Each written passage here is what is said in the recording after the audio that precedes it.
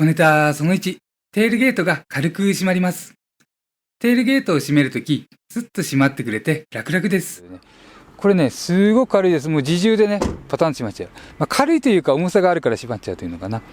で、リアシートに乗っていると、この辺がちょっとね、音が回り込んでくる、ロードノイズの回り込んでくる音とかが聞こえるんですね。で、もしかしたらここら辺が違うのかもしれない。ただ、ちょっとね、以前、グレード G に乗った時にそこまで調べきれませんでしたので、ちょっとね、次乗ったら見てきます。とりあえずこの車は、ふっと開いて、すごい軽く滑らかにね、降りてくる。で、この辺から自重で手を離すだけで、勝手に閉まるぐらいの感覚です。でも場合によっては軽く閉まりすぎちゃって神経使う時もあります。具体的には車内に乗員がいる時、音がドカッと響いてきますから、少し手で支えてあげてゆっくり閉めると丁寧だと思います。車好きヒラリーチャンネルのヒラリーです。今日はプリウスの小ネタ的な話題、購入を左右するようなことではないんだけれども、へーっと感じていただけそうな点をいくつか挙げていきます。では続きまして小ネタ2つ目から。鏡を鏡答えちゃってというわけじゃないんでしょうけれども、トヨタからのメッセージ、ハイブリッドリボーンというメッセージがここに入っています。場所はカウルトップの助手席側、大きめサイズでワンポイントになっています。ワンポイントいや、お客様の車で決起表明しないでねって感じですが、さあ次行きましょう。小ネタその3、ヘイトヨタに関する機能での新しい発見。ヘイトヨタと話しかけると返事してくれてお願いを聞いてくれる音声エージェントサービス。機会あるごとに使っていますが、アップデートされたのかなと思うときは結構ね、新しい発見がいつもあります。今回、おーっと思った点を3つ挙げます。1つは2つの言葉で返事してくれる点。ヘイトヨタ。何かご用ですか？ヘイトヨタ。ご用件は何でしょうか？ちなみにその前に試したクラウンですとこんな感じ。ヘイクラウン。ご用件をどうぞ。この今のバージョンというか、このプリウスの方がなんか感じよくね聞こえますよね。2つ目は、お願いは聞いてくれるけど声では返してくれなかったことに返事してくれました。ヘイクラウン、オーディオを切って。ヘイトヨタ、音楽を止めて。オーディオはオフです。ありがとう。あと一つ、ヘイトヨタ、これは実際に使えるかなと思う機能を見つけました。間欠ワイパーを動かして。フロントワイパーを動かします。両手で何かしてる時とか出番があるかもしれません。本当はリアシートからも使えたら良いのですが、なかなか声が通らずうまくいく可能性は半々といったところでした。小ネタその4、リアドアを手動で開ける方法。今回のプリウス、リアドアが通常電動でスイッチを押すとポンとねポップアップするタイプです。大きく言うと電動ラッチタイプっていうのかな。テールゲートを開けるときと似ています。で、もしこれが作動しなかったときはこんな感じ。じゃあすいません、小ネタというかトリビア的な部分で一つ。このプリウスはリアが電気式オープナーになっています。ラッチ式っていうのかな。スイッチを押すことでポコンってね開くような感じです。で、この車は設定次第でリアのドアを開かないように設定もできるんですね。それでチャイルドロックをかけた状態ですと、車ね、中からも外からもドア開けられなくなっています。そこでそういった時にどうやってドアを開けるかというのに一つ方法があります。ここに押し込むボタンがあります。今ね、開かないです。で、このボタンをどれぐらいかな、すごくね押し込むと、ちょっと自分の力じゃ開かないかもしれない。開いたぐらいやるとこうやって開くことができます。ありがとう。で、ちなみにチャイルドロックっていうのはね、このレバーです。これね、これで中から開かなくすることができます。小ネタその5、モニター UI で気にすれば気になるこんな部分。触っても反応しないって感じのモニター上での UI で、ユーザーインターフェースで今後の進化を望む部分を一つ挙げます。これプリウスに限ったことではなくて、クラウンとかね、他の車でも一緒でした。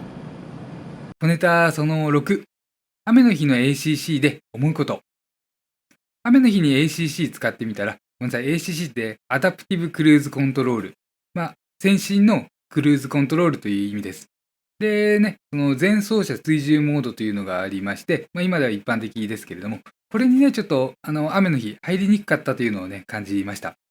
シチュエーションとしては、雨は降っていて、でも空は明るくて、人間が見る限りは運転しにくいとは感じない、弱い雨の日です。そこで ACC 使ってみると、通常クルーズ、速度設定によるオートドライブになりました。何回かやってもね、結構これになっちゃうんですよね。で、戻って調べてみると、プリウスに限らずこんな感じらしいです。本当はレーダーもね、搭載してるはずなんで、なんでかなと同僚と話していて思ったのは、タイヤのグリップ力が安定しない雨の日、消極的な制御になる可能性というのがね、思い浮かびました。確かに車って結局最後はね、タイヤ次第。いずれはフルブレーキでグリップ力を計測するモード、そんなモードがね、搭載されるかもしれないなんて考えていたら楽しみになりました。では、小ネタ7個目。1800cc モデルと 2000cc モデルで違いの分かりやすい部分を3つ挙げます。映像のプリウスは車両275万円に20万円ほどのディスプレイオーディオが搭載された車です。エンジンは 1800cc。このプリウスともっと一般的な 2000cc エンジン搭載車320万円のグレード G を比較した場合に違いが分かりやすいと思う点を3つ挙げます。ハイブリッドシステム以外の違いです。まずはボディデザインから1つ。リアのテールライトの光り方が異なります。ライトとライトの中間、グレード X はガーニッシュ的で光りません。2000cc モデルのグレード G はここが光ります。ではちょっとね、リア周り。リア周り大きな違いは、この一文字の部分ですね。今ちょっと画像別のもの映像映ってると思います。ここがですね、この車はブレーキとか踏んでもね、ここは光らないので、夜ね、両サイドだけ赤く光る形なので、ここは違います。上のグレードはね、ここが赤く光ります。カメラでも肉眼でも、肉眼で見てもかなりね、明るく感じられます。次は内装で1箇所。助手席前のアンビエントライト、これが 2000cc モデルのみ装備されます。走行中は先行車発進アラートなどもここが点滅して教えてくれたりして華やかです。そして乗り味で一つ挙げるとすると乗り心地の違いを挙げたいです。タイヤサイズに違いがあって17インチと19インチという差があります。2000cc モデルの19インチの方が薄くて重い。下手したら1本につき 4,5 キロ違うんじゃないかなっていった感じですが、乗り心地いよいよね、煮詰められてるよねって感じたのは19インチタイヤを履いたグレード G。これね、サスペンションダンパーが違うんじゃないかなという気もしたぐらいでして、とにかく印象としてね、そう感じます。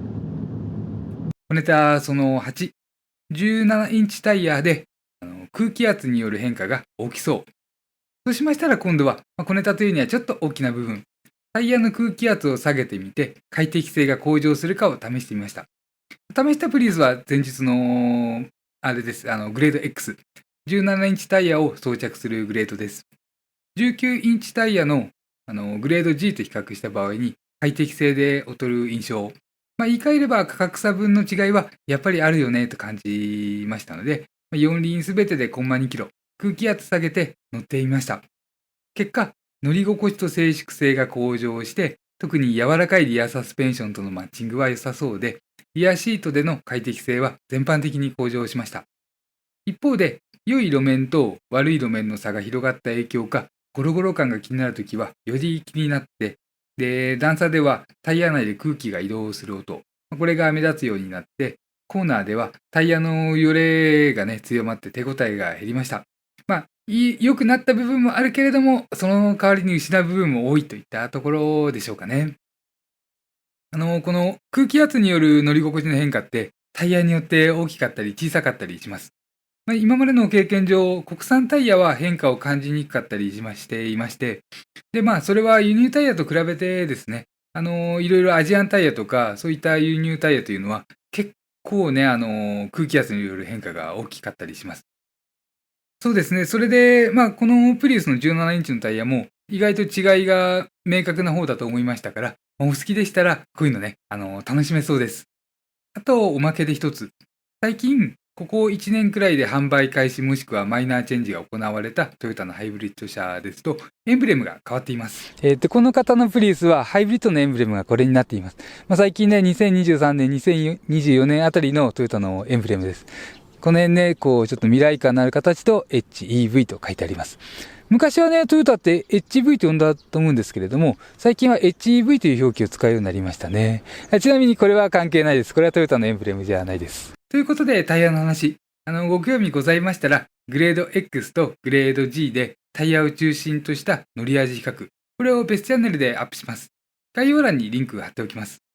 プリウスはあと 1800cc モデルでの試乗レビューと、次に 2000cc モデルに乗った時に撮影したい企画がいっぱいあります。できましたらチャンネル登録してお待ちいただけましたら嬉しいです。